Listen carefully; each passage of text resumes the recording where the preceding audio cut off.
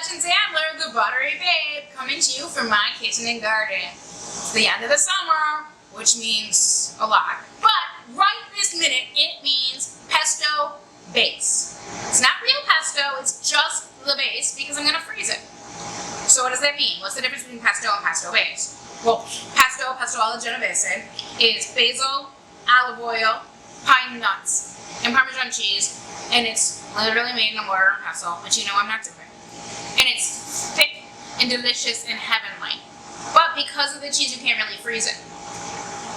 So, I also don't usually cook with nuts if I'm cooking for my freezer because I don't know who's coming over and what their allergies are. So I make what's called a pesto, it's called a pesto base. So it's got the basil, olive oil, garlic, and a little salt.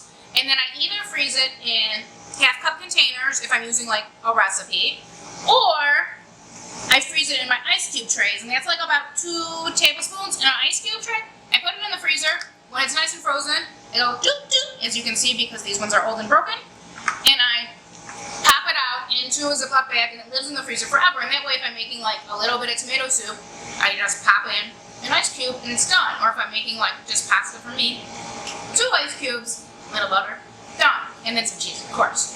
But it's freezer super good because that cheese is not in here. So again, pesto base. You can do however you like. This is fresh basil from my garden. I pulled it about a couple hours ago, so it's already starting to turn. Basil does not like to be undone. To get it off, you just go doink, doink, doink.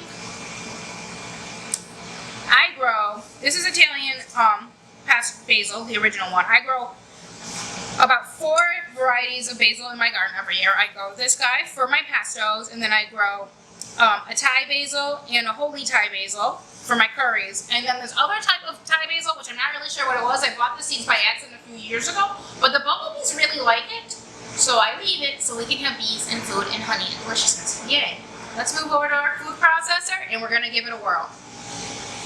There's a little handful of parsley in there to help keep the color. You can use a handful of spinach or just nothing. I think it helps make it bright. So we're literally dumping in our basil. This is about 3 cups of basil, even though it looks like more, it's not. And then we're putting in a nice pinch of kosher salt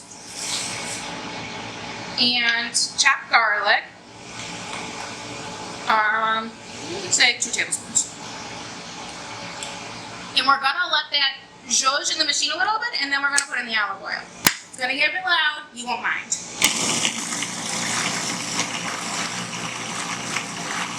I like to chop it up a little bit before I add the oil because it helps it get finer. Let's open up the top and take a look-see. Pretty good. So, put it on. Let it go for another couple seconds, and then we're going to drizzle in the olive oil. I've got 1.5 cups of olive oil. And you don't want to use the really good stuff because the flavor will get lost when you freeze it. You can even use vegetable oil. Let that do its thing.